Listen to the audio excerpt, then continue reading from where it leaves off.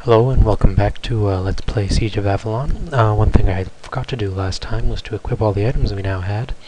So we're going to put on this book that we found. We're going to equip this book that we found, and we're going to equip this ring. We're going to unequip the rose because having charisma doesn't really help us very much when we're trying to fight. And we'll put on the shield for good measure. Afterwards we're going to get out our weapon and we're going to go see what we can fight. Now, if you recall, we are currently at war with a race called the Horde, so we expect them to be rife here in the remains of the village. And lo and behold, going into this building, we find our very first one. And we're going to try to fight him. Well, we're not going to use the charge spell. We're going to use this fireball spell. Now that we've put some points into the mana, we can actually begin to use it a bit more efficiently than we were before. And we're going to cast it on him, and we're going to try to finish him off with our little knife here. Try to conserve our mana a little bit, since we have so very little of it. And we find he has a bunch of interesting items on him. This isn't too bad. Increases our mysticism in our combat and our stealth. Mysticism in combat will be good for the early on, so we're definitely going to be equipping that.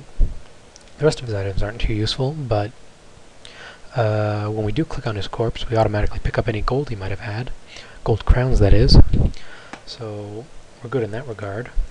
Now if we compare these stats of this item to the ones we have already, we notice that there and back again for the first time only gives us +1 attack, whereas this one increases our combat, which in turn increases our attack. So there's really no reason to choose that book over this ring. So we're going to swap that out, and you can see we've already made that item obsolete.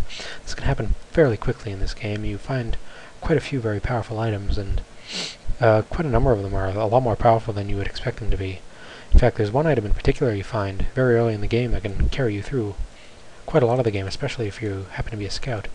We're going to be finding that fairly soon, but not quite yet. And checking this guy's inventory, you see he has a nice little piece of armor we'd like to try on. Certainly beats out our old robe, so we're going to swap that out too. We'll keep those items for now. We could probably sell them when we get back. They might be worth a few crowns. So continue exploring, and keep in mind we're getting training points every time we kill someone. So soon enough we should be able to afford all that specialized training we saw back in the castle. Here's another individual. We're going to kill him. And you might begin to see how it's not really that difficult for a mage to kill these low-level characters with the spells. The only problem at this point is that we don't have much mana to speak of, so we have to be a bit more conservative if we want to get through the game. At least for the early part. Now, this guy happens to have a scroll with unknown writing. The description says it is a piece of tanned hide with unknown writing on it. A linguist will be needed to translate this. That sounds very interesting and probably plot related, so we're going to take that with us too.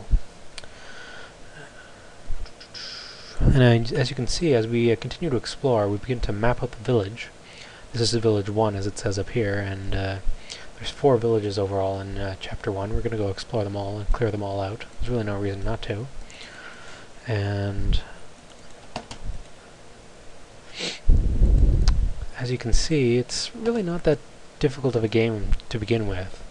It only really starts becoming difficult when you start having to fight enemy spellcasters, who are much more powerful than your standard warriors. As you can see, these guys aren't too clever, not really smart enough to try to engage any sort of tactics against us, and we can pretty much just walk away from them and kite them around until we have enough mana to hit them. And our dagger tends to swing a bit faster than their weapons, and we tend to react a lot faster than they do as well. So it's really not too difficult to attack them without getting hit ourselves. I'm not doing a very good job here, but it is possible. You can also hold the shift key to attack while standing still and not actually targeting someone. So we can actually attack and have him walk into our attack, and then walk away before he has a chance to retaliate at all. So that's fairly useful. And we're just going to finish him off with the fireball, since the dagger doesn't seem to be working very well. He seems to be carrying a leather splint kilt.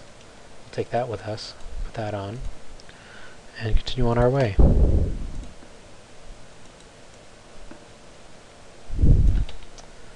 You can see that the kilt can go on either the leg or the belt slot. We'll put it on the leg slot for now and see if we can't find something else to wear as a belt.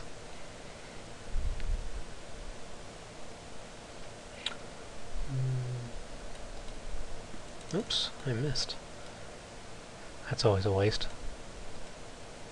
Ugh, I did it again. The hit detection in the game isn't too good, but I suppose that's easy for me to say, playing it now and having missed twice. If you believe me, then the hit detection isn't the greatest when you're trying to cast spells against moving enemies. But as you can see, it's not really very challenging at the beginning, just a bit tedious trying to kite your enemies around and wait for them to enter into your attack range and charge up enough mana to attack them. It's a bit less tedious as a warrior in the beginning, but it's also much more difficult later on. And what's more is that you have a lot more trouble defeating enemy spellcasting characters who can be quite challenging, especially if you don't have any spells of your own. So you have to be quite careful with that in that regard, unfortunately. Oh, and I missed again. Very, very problematic.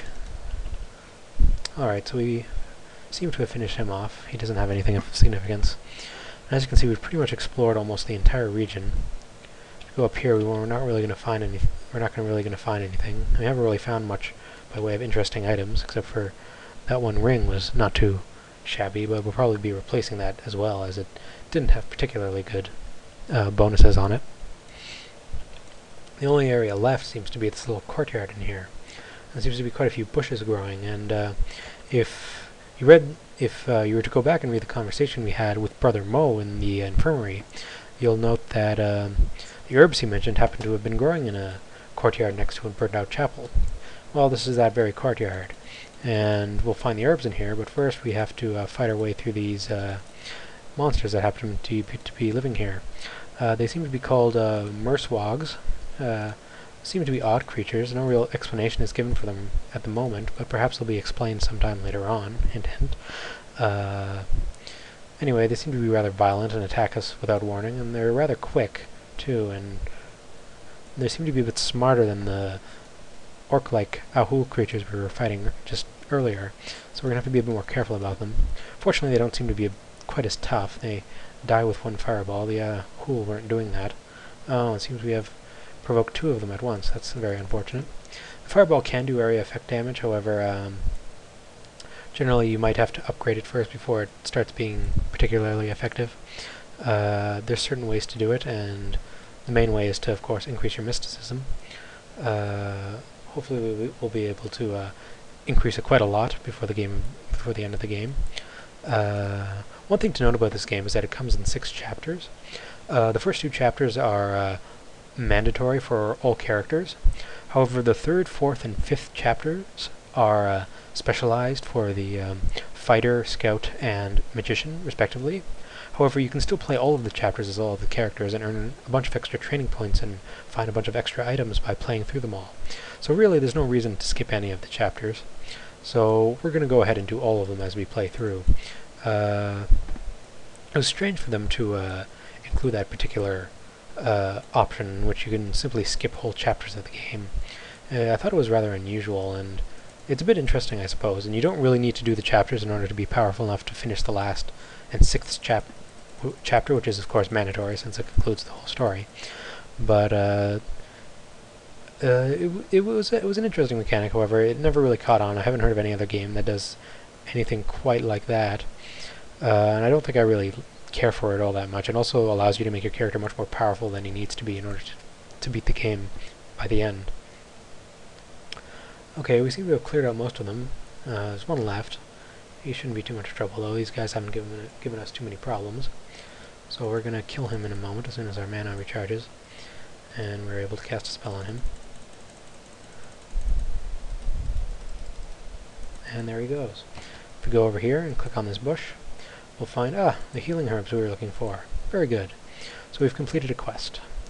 So I suppose now we can always head back and rank in our points that we found and try to continue on, but for the time being we'll just continue on exploring since we want to save time and get through as much of the game as we can in each video. So I'm going to pause for now and wrap it up next time. Thanks for watching.